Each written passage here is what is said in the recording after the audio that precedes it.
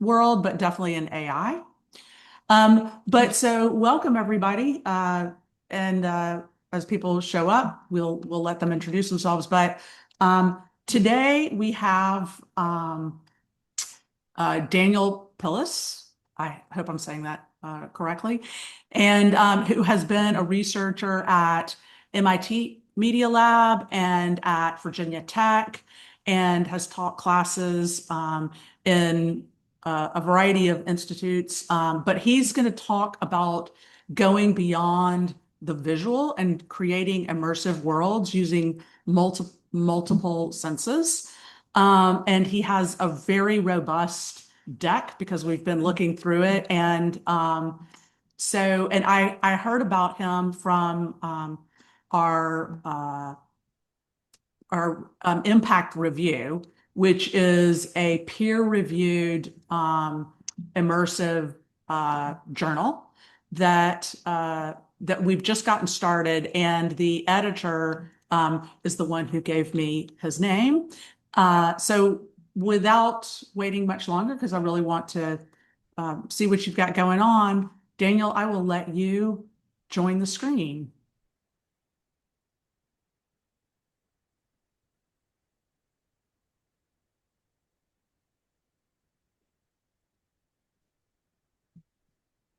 Let's see. All right. I did tell him that we would spend about, oh, there you are. Okay. Here. Hello. So let me welcome. Can you hear me? Yes, we can hear you perfectly. Thanks for having me and excited to be here today. So should I go ahead, Elizabeth? Is that Yes, go ahead and kick it off. I think I need to make sure my Zoom is not the little okay, the little Zoom button should work. Okay, so welcome everyone. Thanks for having me.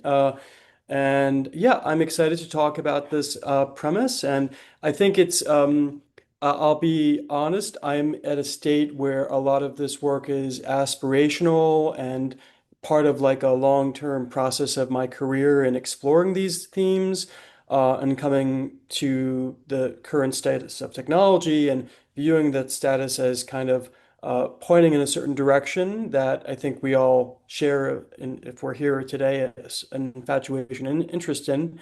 So a lot of the work I've been doing in the past has been about these themes, and now I'm at a point where I can really speculate about what it would mean to really do something like, make a multisensory world model. So, of course, world models we probably all know relatively new term in the last year or two coming out of primarily Fei Li's PR campaign for Marvel, a company that she launched out of Stanford, but broadly have been within robotics for quite a while as a technology for how robots could perceive the world or dynamically generate computational perceptual models of space as they navigate real space.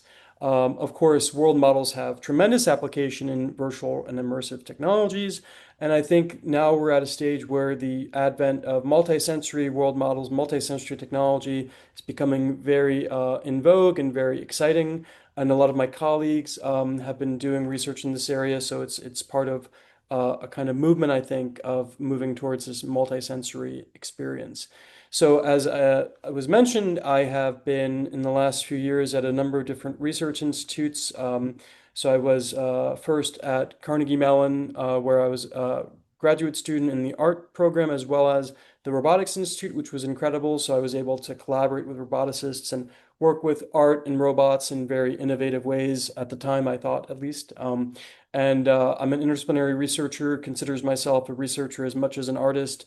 And I work a lot in performance capture and different ways of capturing reality, as well as now, of course, generative AI, and for a long time, a decade now, generative mixed reality and interactive computer graphics. So after the Robotics Institute, I was at Virginia Tech. I'll talk about that a little bit more in a minute. But I was a researcher. I had the coolest job title, Research Assistant Professor in Immersive Environments. And I really, my job title now is okay too. So now I'm an assistant professor of virtual production at a college in Boston after I was at Virginia Tech and at Carnegie Mellon, Virginia Tech, Princeton, MIT, and now I'm faculty at Emerson. and I lead the Human Interaction Simulation Lab. And I'm conducting creative research with my collaborators there. We have a really cool, let me show you really quick, a really cool LED volume, which is the premise of anything in virtual production right now. And one of the things that I've been really proud about is just being able to use this space to simulate experiences, generate environments on the fly, and let people experience pixels. Mostly at this point, they're digital, but digital environments that feel real. Even just the video of the wave to me feels very real. And that environment has been really exciting to explore different things in how it feels to experience large-scale spaces in LED environments and what it means for psychologically for that to happen. So in many ways, it's real virtual reality when you have an LED environment of that scale, when it fills the whole view. So I'll talk about that because a big theme. So this is a little bit of my background in multisensory, leading towards multisensory technologies. So at Virginia Tech, we did a lot of work with OpenPose to manage large room environments of human tracking. And then I did some work on what it means to touch textures and fabrics in virtual reality.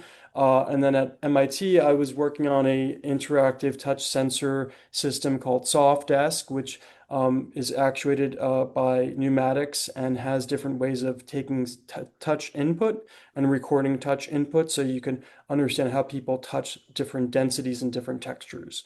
So in general, these background projects in human tracking and touch calibration and understanding ergonomics and how we interact with objects has been very influential. On the upper right corner, you'll see the projects I'll talk about today. So this is when I zoom, it zooms right. I think maybe not, but these are the three projects I'll talk about today mostly. Uh, so, as we know, if you're in this field, this area has a long and rich history, and I'll go into that in the next slide. But a few things that I really love are, these dome environments, early environments that were like full 3D, full 360 immersive room paintings. You have the Cinerama, which was the first one that was an actual moving image, and then you have Morton Heilig's Sensorama, which was proposing the idea of being able to create visceral experiences of scent and touch and the whole experience of a virtual environment with all modalities. So that's really the exemplary project in this domain. But then, of course, you have Monet, water lilies, and all these other really great ways of exploring space simulation. So we'll talk about that a little bit more in this slide. So the holodeck is something that's really interesting to me, and it goes back to these early garden frescoes that were simulating a garden in the Villa La Villa. And there was more about the Odyssey, the idea of a narrative. So we're all going to see that. But this was the Odyssey landscapes, and you could see how the Roman fresco would tell the story throughout a space, a physical space. So Romans called the idea of the holodeck sceniographia, and it was the premise that you would have a fully immersive room that would have either a narrative or an environment simulated on it. And then this really grew when we had things like Trompe l'Oeil and these architectural interpretations of it, like Studiolio. So this is not wood, this is simulation of wood, but it feels like you could touch it. Quadratura introduces the frame, which is an artificial frame and framing perspective. This is fully immersive. So in this one, you have no frame. Then the evolution of things like anamorphosis, where we understand that we could perspective and viewing. This brought objects into it, so those are 3D objects. And then the evolution of the camera obscura leading to the contemporary camera coincides with evolutions in illusionistic painting. So we have amazing domes. This was a really cool peep show box that you could look into, and evolutions in quadratura, which were much more expansive, and the illusionistic domes that simulate round spaces, and also illusionistic paintings again. Very important Sandby work, which was a panoramic painted room that lets you feel like you were in another environment. And Phantasmagoria brought in light and smoke. And then the rotunda was introduced, which was the panorama. So the georama and the panorama started to move. So we have these spaces that surround you that can actually move, or you can look into. And then this evolved into the cyclorama in Pittsburgh. And there was a few more like amazing spaces. This one was one of the most influential. The Jerusalem panorama is very influential, evolved into the home. So eventually we have stereoscopes and we have technologies that bring this into the ViewMaster, and suddenly everyone can go into these environments and simulate space through their own environment. Of course, all of this overlaps with cinema and computer graphics. So Cinerama, as I mentioned, was the first real amazing experiment in video for that. And then this is from USC School of Cinematic Arts, did an amazing archival project on more in Heilig Sensorama, and they've been grateful enough to put that video online. Of course, The Cave, we all know now, digital computer graphics have revolutionized the experience of immersion, and we owe this to my advisor. I'm very lucky to say Ivan Sutherland was my mentor at Carnegie Mellon. Sutherland made the first interactive drawing experience called Sketchpad in the 1950s at MIT. And Sketchpad, along with his concept at the time of the ultimate display and his work on the sort of Damocles, a head-mounted display that was hung at Harvard, revolutionized the whole potential of this idea of immersion. And I think he's really, the father of simulation in many respects. Doesn't like to be called the father of virtual reality. People owe that term to Lanier later on, but this is documentation of what is commonly called the sort of Damocles, but it's basically a head-mounted display. And all of this leads to, Star Trek, the concept of the holodeck. So we have this premise of what would it be like to actually enter a space and have things physically react to you, and your perception of it would be so real, like Sutherland's concept, the ultimate display, that you could feel as if you were in a real space, but it was just brought to you by a text prompt, and an LLM would generate a real environment for you on the fly. But of course, this requires things like tangible displays. So my mentor at MIT, Hiroshi Ishii, revolutionized the idea of the shape display. This is Transform, which was an actuated pin interface that could simulate shape and matter. And then this, of course, also relies on people at Disney Research. So some of you were just at SIGGRAPH last week, where we were lucky to see the inventor at Disney Research of the holotile. And so that is some of the work broadly, and then leading into my work now. So my work has been exploring, as we saw in the video, virtual production, but also bringing in multisensory stimuli into that concept. So how can we bridge the gap between the pixel and the tangible? So at Virginia Tech, I was lucky to work on the immersive environments there, as I mentioned, for several years. So we had Cyclorama, which was a 360 environment you could walk around in, and you could also incorporate virtual reality, which was tracked through Qualis's tracking system in the space. But all different technologies at once coming together into the future, into the present day, with AI, with all these new technologies enabling us to advance the holodeck into reality. So that's just a little bit by way of background.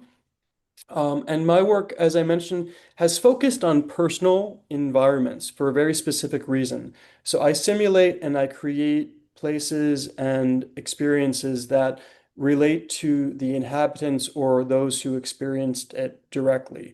I don't create experiences that are completely divorced from an individual's human experience. I care specifically about leveraging the brain of the perceiver of the person in these personal simulations. And I think it's going to be the direction that a lot of this technology leads is going to enable us to have rich simulations that are autobiographical, that are personal, that allow us to leverage the original idea of the photograph, pushing that further into these technologies that will let us create experiences from our life that are going to be really and I'll talk about this obviously in more detail, as much about our memory of something as our experience of something simulated. So I think memory in many ways is a simulation. It's a wonderful technology of the brain, and I leverage that in the experiences and installations I make. So these are some of the documentation of some of the projects I've done, and I'll go into in more detail. So yeah, I'll skip that slide. So all of this has a rich history in egocentric capture, as we talked about with Sutherland. And then I'm also a big fan right now of a colleague of mine at MIT, Giles Brooks, who has been really pushing for this technology called chemical interfaces and perceptual engineering. So Jazz is the person who I think is like the most influential figure right now in creating thermotechnologies, olfactory technologies that work with different sensory receptors of the body, trigeminal nerve, etc., to simulate things like taste and temperature and smell. But of course, this goes back deeply into HiLeg and all these different technologies that someone was exploring. So I just wanted to bracket this talk by talking about the people who inspire me and influence me, and I think are really setting the standard for this technology today. So most of my work at MIT was about creating these reconstructions. So most of that work was visual in emphasis, but a lot of this is rooted in my interest in hyper-realistic virtual environments. So this is an example of myself being scanned in our scanner there at one of the labs I work with a lot. Um, but this is an issue, right? Because sensory experience is not evenly distributed. So we think that the world is just one object that we involve ourselves in, but the body is modulates it differently depending on how we perceive it and what we use to interact with it. Um, Different parts of the body, like the hand, have an extreme amount of impact on what we experience and how we experience the world. As and sight and taste are prioritized as well. Um, so as I mentioned before, one of my big projects at MIT was how we can capture touch through these pneumatic interfaces. So this was Softdesk, a pneumatic interface that would also project odors into the environment. So there are in each of these capsules different kind of like small odor scent samples. And this was an experiment on how touch would relate to scent, how if you actuate one of these pods, you might get a certain kind of fragrance, and if you switch to actuate another, you could kind of remix fragrances dynamically. So it was both a touch interface. We used liquid metal and a number of different technologies for capturing touch, as well as scent simulations. So this is my earlier work, which was sculpture principally, but it was about texture and tactility, so I bring it up.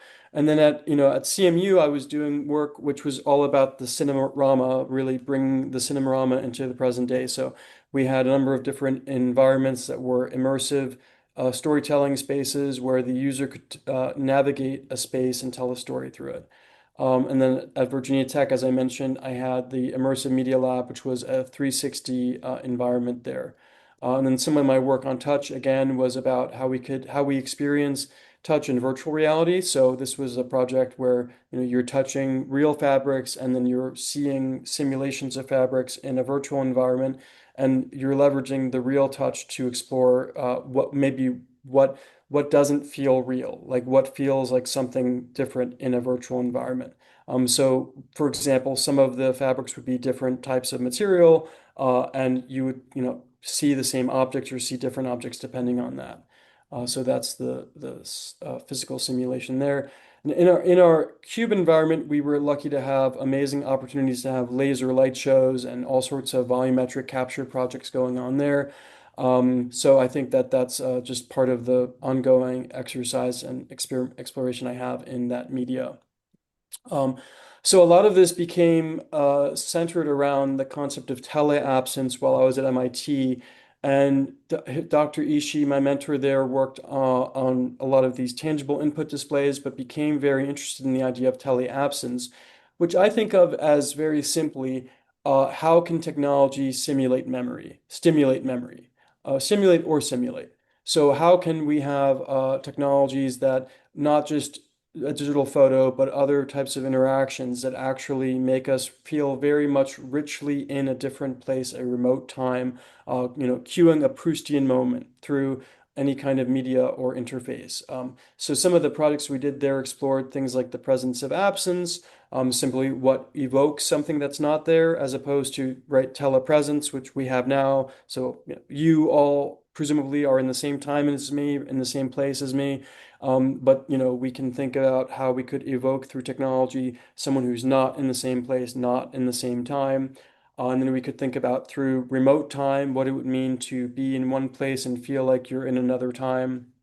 And this leverages materials and communications and interactions with traces of reflection and overall an idea of the aesthetic of incompleteness, where we think about only providing the brain, the user, with enough information to stimulate their recollection and their experience of recall. So all of these projects relied on multisensory stimuli, whether it be these are drawings, but these were real prototypes we built of touching a piano or smelling food while making a phone call or opening a bottle that has sound come out of it, and then other technologies for writing and communicating. Um, but in a way, this project, Teleabsence, speaks to all of my work and the ongoing project I've had of exploring time and multisensory relationships to it, which started when I left New Jersey for Pittsburgh, and in doing so left my grandmother, who even looking at right now, I'm very emotional. I loved her very much. She was my best friend. I grew up at her house in my childhood, and her house was a magical, special place for me. It was a very simple place, but in the summer, it was a very magical place. And it's where my imagination came from. It's where, as a child, I learned to play and be creative.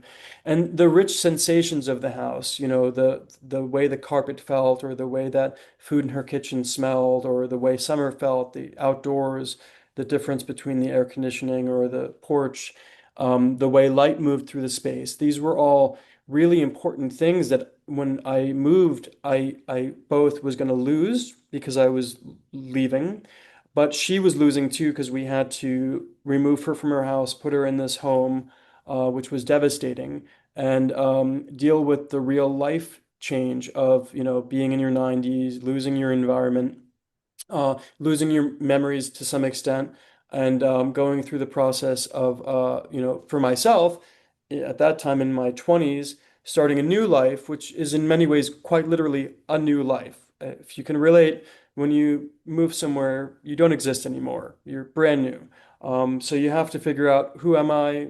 Am I who I was? Am I someone else? And in this process, I had to resolve her loss of the house and my loss of her house. And so I did so by these are these are pictures of what it looks like for, as you all probably might relate to, an elderly person has to assemble through a few artifacts and objects an assemblage of what their life was like in a very sparse way. They have typically very reduced ability to have objects and memories, and everything becomes very Spartan. And you go from having all sorts of photos of your loved ones on your wall to having just a few things taped there because it's temporary.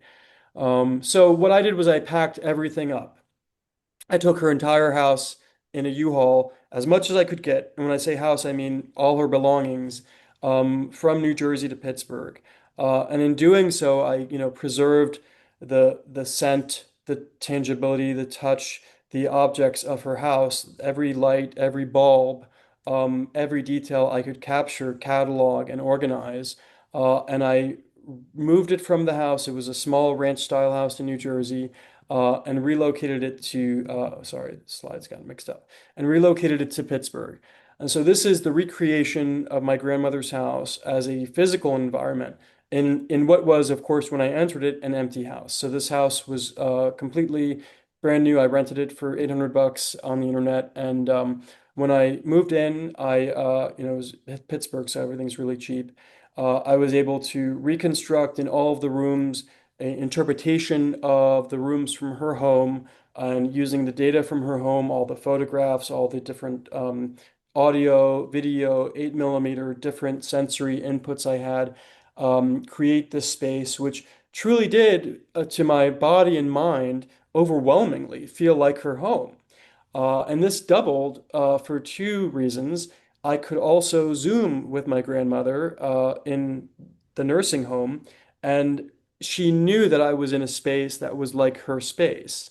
I wasn't tricking her. She knew her space was gone. But the point being that she could not bear to have her things just tossed into a dumpster, as you can imagine. And I refused to let that happen. And by way of very much an idea of teleabsence, telepresence at the time. I was able to communicate with her remotely, a sense of time that was continuing, this kind of like uh, reworking of time. So the environment itself was 6 rooms and had fragrances throughout, Glade candles and different objects and even cigarette smoke. My grandfather was a cigarette smoker, so there were cigarettes throughout it. All the different objects and tangible experiences and the dust and the light and the odor of the original space. And I think it was a very good experiment for me in questioning and trying to discover what it means to make space, what it means to simulate space, and what how identity is woven into these objects and tangible mementos we have in our lives. Um, so this was an exercise in simulating the real experience of my grandmother's life. It also had my childhood room, so my childhood bedroom was in there, upstairs, and I had to sleep in it. So this is like it was very psychologically difficult for me. It wasn't something I voluntarily did. I mean, I voluntarily did this. How do I say? But I did it out of commitment to the practice, and putting myself in this position was very taxing in a new life. So doing this for a year, it took a toll on my mental health, and continuing her life into my life did make me lose track a little bit of what it meant to have my own life. And But it was also a time capsule of her era, of her life, and it was a way for younger people to come in and simulate my life with me. So they came into the home, and undergraduate students, and it was a way for them to kind of like play with the idea of childhood or the idea of the past in a dynamic way. I had to put a room for sublet online on Craigslist. I did not get many responses. Um, and There was an article written about it, about how grandmother's belongings live as an art installation. And they called me a little creepy on the front there. But it was also, for me, it was a way to understand my grandmother's experience of space and what it meant for her to navigate space or to analyze what it means to exist in a certain kind of space. And while I was doing this, I had a studio at Carnegie Mellon that I was able to turn into a simulation of another historic space. This was a recreation of the offices of 2 early AI researchers, Alan Newell and Herbert Simon. So this was an office that I had a lot of different maps and cues to by my research into their work at CMU. And so I was able to constitute a version of the space. I didn't have exact images, there were not a lot of details. And this was an artistic interpretation for sure. So it took a lot of liberties. But this became my office while I was at Carnegie Mellon. And if you don't know, they're certainly relevant more now than ever. Alan Newell and Herbert Simon were 2 of the people who were at the Dartmouth conference where they coined the term artificial intelligence, along with many others, MIT people and so forth. And They were really a duo that did amazing work on lots of game theoretic and dynamic projects like the Logic Theorist and the early thinking machines. So their work was the foundation for a lot of what we now know to be the idea of the thinking machine. The Logic Theorist in 1956, I think, was their first major project. And so a lot of the ways that I approach this project too, which I think is it never becomes easier for me. Knowing someone and being able to identify with them, actually, we walk around and we kind of are little bubbles, right? We don't fully interact with each other. Intimacy, the idea of really loving someone is something we hold against the world. But for example, my grandmother, I mean, I loved her, I knew her, I was as intimate with another person as you could be with, being a family member. And, I knowing someone very deeply is a challenge for me and something that I am always endeavoring to figure out ways to resolve. So I wanted to really know Herbert Simon and Alan Newell. So I did so through this project, which was another immersive experiment in, their work and their process. And it was my way of learning about AI by immersing myself fully in their environment and their objects. So I was very lucky to get computers that were the same as the ones they used. So this was the Perk workstation, which they used, and the Commodore PET. And then I also had their original chairs, which I got from their office. So this was not their office, but this was like an office that had some of the artifacts from their office. And I was able to bring them into the office that I created. There were some historical anachronisms, like they didn't use that exact Mac, but they did eventually have Macs and such. But there was all of the objects from the time that they were alive. So I know this talk is about multisensory simulation, and I want to get to that, but I think that both of these projects were physical, tangible simulations and brought into their being these ideas of augmented reality and virtual reality, and also were really focused on the hand, touch, sensation, scent. So this room was a certain temperature that was very important for me, and the temperature was evoking a sense of nostalgia, a sense of kind of time. Uh, and this work ultimately leads to the stuff I've been doing at MIT in the last few years. So at MIT, I did focus on the same premise, but about using digital technologies to simulate space. So I did a massive entire environmental diagnostic survey of one house in Pittsburgh, taking captures of 360 image, 360 video, 3D scans, Gaussian splats, capturing all the scents and odors of the room, capturing the textures and tangible nature of the room, and doing my best to create a multisensory data set, which I call the Jefferson Drive data set of the place. So this results in the concept we'll talk about today. I got a little chat's coming up. Someone has to go to the dentist. Um, and the premise here is multisensory world models. So if you're not familiar, world models, like you can see here, are these amazing 3D spaces that are constituted by sparse data, which allow AI to generate dynamically environments on the fly. And broadly speaking, world models are a way that you can help robots understand space, navigate space. So these are some world models I'm going to show you briefly, made from this house that I'm using for the data sets. So these are digital world models. They are only visual. They don't have any other sensory data, and they're hallucinatory. So this eventually stops being the space because it's imagining more space and very Shining-esque, kind of creating this splat, continuing the splat where there's no more information. So I know, because I've been in the real space, that some of the initial data put in creates, like, this is faithful for the most part. The Fourier is faithful, but eventually it does dissolve into just hallucination.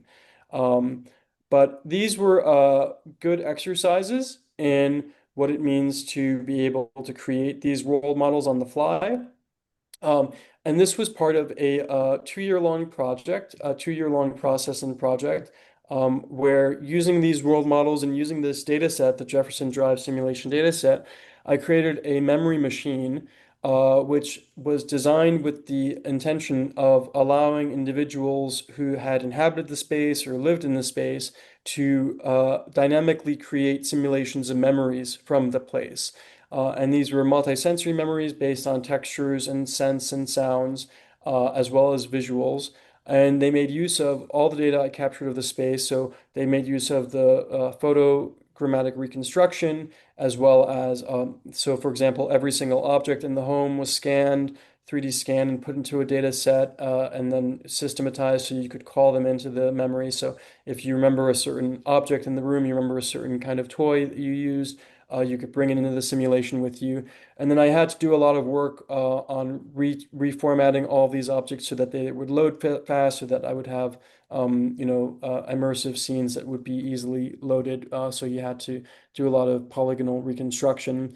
But the premise here was that memory is fragile, and that creating these memory machines allow individuals to remember, re-enter, and reshape autobiographical memories in these multisensory data set experiences. So the Jefferson Drive data set was roughly 4 terabytes of sound, video, photo, and multimodal data ultimately. 40 plus hours of 8mm and 16mm film, 18 rooms that were in 4 floors of this house, and then 6 sensor modalities overall that were captured, as well as all the photographs and all the photogrammetry scanned objects. And the process by which I got the multimodal data is in many ways a subject of today's conversation. We brought these splats together, we created these world models, and then we created this game basically where you could use these LLM-driven agents to navigate the world models and set up memory simulations for yourself that were then viewable in VR. So this was one of the subjects who was a person who lived in the space, and she gave me a memory, and I would take the memory text and then use that to drive an agent, which would then assemble a scene based on the objects and the environments to best approximate the memory that she recounted for me. And then ultimately, that is rendered with AI to allow you to have the simulation of the space. Um, when in the physical environment, so the physical environment I'll get to here. Uh, we also remade a physical environment that was in an empty home across the street from the original home. And then within the physical home, approximated certain architectural elements of the original space. So on the left, you'll see this is the empty house, and on the right is a house that once more approximates crudely the physical textures and in many ways sense and sensations of the original space. And then within that space, using a splat, so then we have these two spaces kind of converging, mapping the current space onto the past space. All the former residents came and explored different objects, textures, and materials, and went into their memories in the virtual environment to do my best at that point to approximate the sense of remote time. How can we bring in tactility, texture, scent, touch, light, and sound into the virtual environment so that the viewers are seeing through their headsets a immersive memory based on their text prompt. But it was, of course, really important that around them they have the texture of the sofa and then these different object environments, these tangible user interfaces, which were in many ways their kind of interface for interacting with the memory. So when you look down, you would see this tangible environment that was based on objects from the original memory. So you would be able to see the memory in 3D and then also have the physical objects around you and the sensation around you as well. Um, so that's the real kind of like building from virtual New Simon simulation, grandmother's house, building these projects together to kind of explore how these different technologies can continue to evolve with new experiences like world models. The last project I'll touch on briefly was just recently published in ACM, Journal of Applied Perception. I'm really excited about that. And this is a vision simulation system that I made at MIT with my colleague, Caden Pierce. And you can see here we had an exhibit at the MIT Museum of the project.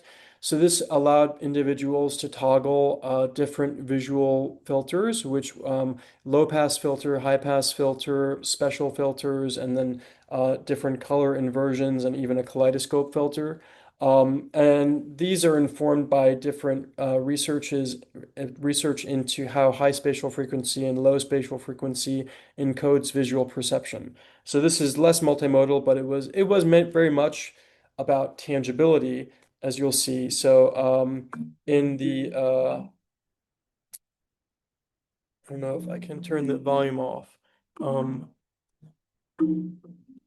So in the documentation I'm sharing here, you can see that users were able to touch things in real time while they were wearing this Vario XR3 headset. And the tangibility of the objects, the experience of real space were all very important to me. So it wasn't um, it wasn't fully virtual, nor was it fully augmented. I mean, it was fully augmented, as in everything in your view became filtered dramatically. But there was no, superimposition of computer graphics or simulated objects.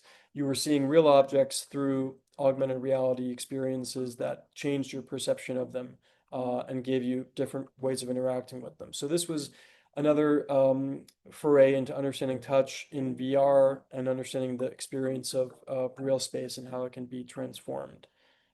So you can see here the museum documentation.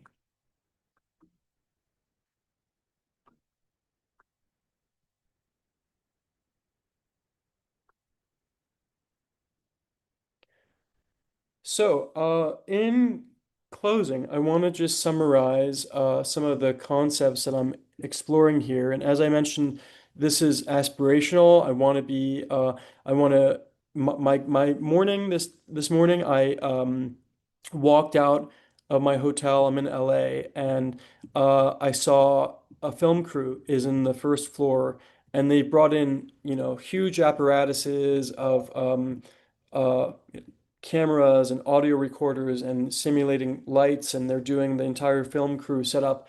And being in a film school now, it's very exciting to me to think about what future technologies, and maybe I'll open this up as a point of conversation for us. What will it mean to, as I've been doing already, capture Gaussian splats of real experiences, or volumetric documentation of real experiences, but then pair that with olfactory technology that can simulate the scent of the experience, and also tangible interaction interfaces, which will simulate the touch, sense of proprioception, all the different ways that we physically experience the world. But what will that look like for media? I think it's so exciting when I saw the film crew come in. Um, it's very weird because they're doing something that almost looks like it's research. I know it's not. They're making a movie, but it's as if they are, they are simulating reality when they're setting up a film set. They're setting up this, they're setting up humans, and they're having them perform in front of these technologies, and they're documenting it so that they can reconstruct it. And our reconstructions right now are so limited still by the conventions in distribution, I think, broadly, right? But because people aren't necessarily going into their Apple Vision Pros yet to experience 3D, movies as much. So there's still a lot of work to do, but I think it's a really exciting challenge, and I do believe that it's going to be the reality in the future. Things like the Sphere and Dataland show us that there's an urge and a desire to be in these immersive experiences in physical ways. I think that that's going to be a huge push, the social experience of immersive technologies, and it has been showing to be very popular. So, yeah, these were my projects, and I'll open it up to conversation and discussion and questions if anyone has any thoughts. Wow, Daniel, really impressive. Totally blown away with this, multi-sensor world model, and then how you're reimagining like memory in such a very thorough, very thorough way. I know that people have questions, so I'd like to open it up for anybody that has comments or questions.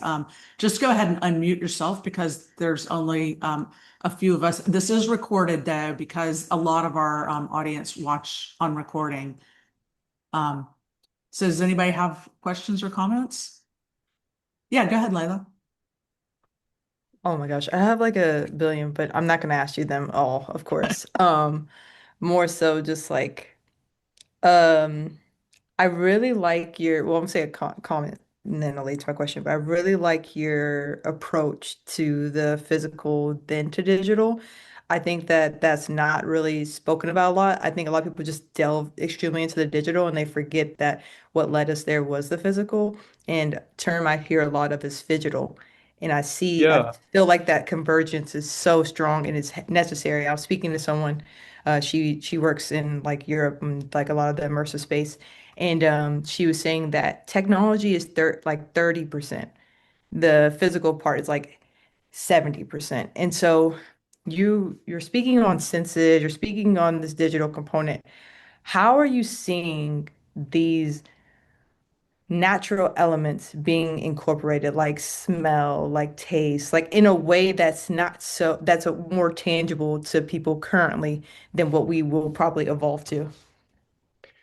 Thanks for the question. Yeah, so I think that that's why I show the last project, where it's neither virtual reality or augmented reality, but it's like a wearable, a Vario that people are walking around in a real space. And, we have the potential to program their experience of that space, but all of the sensory elements of that space that are already there are kind of taken care of. So there's benefits to that, where, if we think about maybe the future of virtual reality is still relying a lot on reality, but we have the ability to augment the reality with AI fully. There's one of the things that I've been having a lot of fun with, maybe some of you have as well, is this amazing system. I think I have documentation of it somewhere in here, um, where you can do, oh my gosh. I lost my thing there, but the idea of real-time stable diffusion, which lets you just dynamically fabricate environments. I can't, my thing is broken, so give that up. But yeah, so I think that let me stop sharing here and just talk. Um, I think that being able to find avenues for creating environments that leverage the physical experience and push for social experiences between people. Like this week, I'm going to go to the hospital installation in LA. Have you heard about that? The Hospital of Emotions. Mm-mm. And people love that. They love physical environments that are, installations. There's nothing we don't need virtual reality to be fully digital, I guess is the point. And I also don't necessarily like that it is isolating. So anytime, like if I was to put my grandmother in a VR headset, in her home, I would feel kind of bad about her just sitting in her headset all day. I'd rather make Yes. her room really beautiful and give her some technology that lets her, see me there and talk with me there, and maybe make the room prettier, or like change the light in the room, or, enhance the experience of the room. But keeping her in the room, is really going to be important to me. Do you feel like this is too, oh, I don't want to hog up everybody's time, but I'm thinking about context, like how much like being able to have space for people's memories, like what is that going to look like? But also like the volume, like do you see like some sort of volumetric design being created to embody someone's space so that it can become something else, kind of leaning into the holodeck sort of thing. So it's like your grandma, yeah, she'll be in her space and there could be some sort of physical elements, but then the other element of something that turns the space into something else, something that makes it the volumetric element something else. I feel like that's more of so like a hardware question though than it is like a tool question, but like because we can technically do things like that with like projection mapping, but not really because we don't really have the elements to touch on. But like, do you kind of see where my question's going? Like, do you see that being a sort of thing that we lean into or no? Maybe I didn't ask the question well. Yeah, no, I think that, I mean, it's the question, right? It's a big Yeah. question. It's a hard one. I think that it's not difficult for me to say that, what I wanted and what my grandmother wanted was to be in her home still, and to be able to have her home in that project. Simulate things that she loved. She loved looking at photos of me and my brother when we were kids, and she loved looking at photos of her kids. She loved watching the movies. So, like, what she wanted at that age, in that stage in her life, was what we needed to do was find a safe way for her to sustain her reality and have access to her media and her experiences in a way that was divorced from it, because she had to, leave her actual home because of physical issues.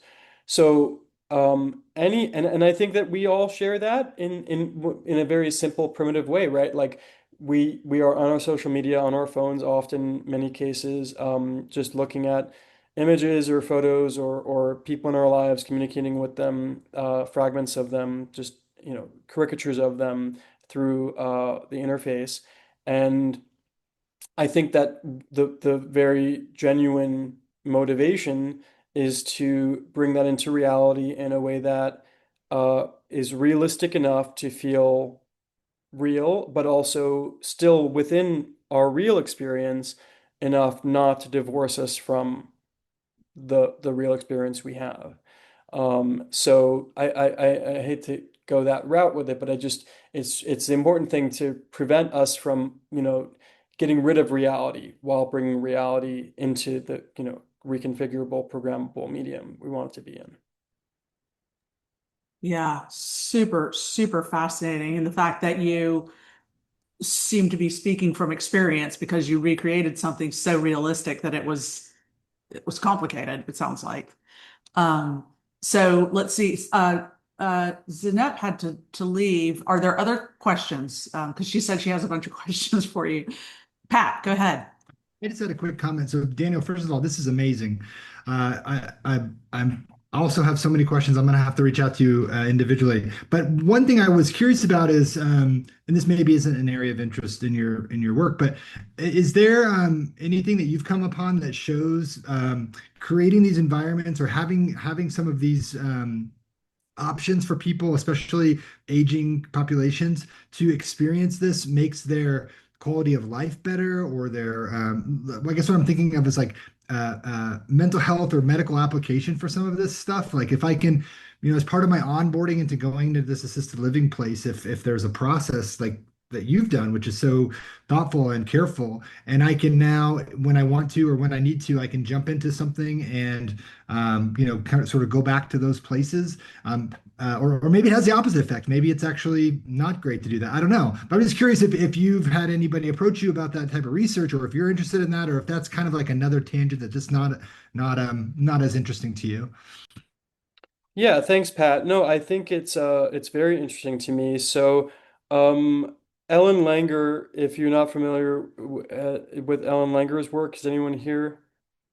So, she did a really, seminal study counterclockwise, which Google it, and it's what I'll briefly describe it, but it was a psychological study of putting people in their 70s into an extended environment that was completely composed only of objects and media and contents related to when they were younger. So it would be the equivalent of, me in my childhood bedroom, or you in a room that was exactly like 1995 when you were 25 or 20 or whatever. Um, and divorcing you from the iPhone, divorcing you from modern technology, and putting your mind in a place that it was young in. And she documented that to her standards, it helped with all sorts of different health related concerns, that it dramatically improved mental health, that it had physical effects, that it resolved aches and pains, that it had all sorts of potential effects to make them age slower. And her project, Mindfulness, is very celebrated. This is the bigger project. Lenger's incredible. If you ever get to see her speak, she is the mother of a field called mindfulness, which really pushes for a dissolution of the traditional Cartesian mind-body dualism and argues that the mind directly informs the body, and that the way we think and what we think has the potential to reshape how we feel physically and how we heal and how we go through illness. A lot of it is somewhat sometimes controversial, but she's the person who I think did the most influential project in that field. In my research, which is of course very creative, I am certainly finding qualitative benefits to these experiences. People broadly do like going back into their past or being able to interact with their life in dynamic ways. But there are harms, and I think that the issue right now that we've been very sensitive to with the teleabsence project at MIT, significantly, was just avoiding reconstituting people, like we don't necessarily I don't want my grandmother to be an AI bot or a robot anymore. She's gone.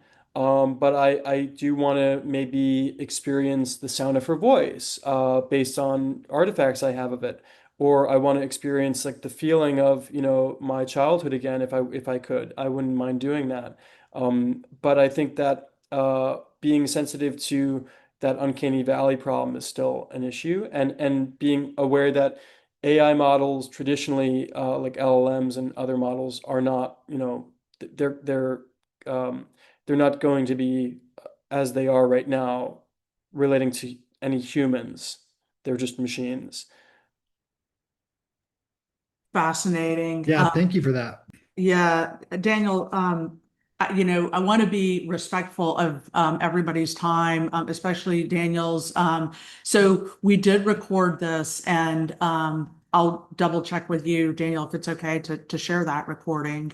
Um, and so just super, super fascinating. I got your name from Amy Carlton, who is she's the editor for the Impact Review, which is the peer-reviewed journal that's a companion to the Immersive Experience Alliance. And I didn't even introduce what the Immersive Experience Alliance is, which is an alliance of both universities and industry and individuals to try to understand the immersive space as a discipline to the degree that we can. And so Pat, who just had to hop off, is part of the board. Aaron, who had to hop off, is also part of the board, and I'm the program director. But this is the kind of stuff that we want aspirational. We want the really complex, because this is really complex and really interesting, but also trying to understand what it is to be human and what how to make impact with immersion and all the different ways. So spot on, and so grateful to have you join us, Daniel, and for you all to come and ask questions and stay with this. And so I will write afterwards, Daniel, to see if it's okay to share the recording, but greatly appreciate everybody being here, and especially your great work. I keep being as wild and aspirational and as very fascinating as you are, and hope to see you in the review and in other places where Thanks immersive. everybody for coming out. I appreciate it. Thanks Yeah. for having me, Elizabeth. All righty. Thank Thank y'all. you. See you Nice later. to meet you. Nice to Thank you. stay in Nice touch. to meet you. Reach out Bye. to me. Oh, wait, it's okay if we reach out to you? Of course, yeah. I mean, I'm on the internet. Yeah, find me on LinkedIn. Okay. I mean, shoot, I don't know. We all said we got a million All right, questions, I so just just sent prepare for you a your request, inbox to Email me, be yeah. flooded. That's all I'm going to say. And I'll Your see you at work is SIGGRAPH phenomenal. if you're there next year. Oh yeah, fingers crossed. Yes. Okay. Okay. Thank you.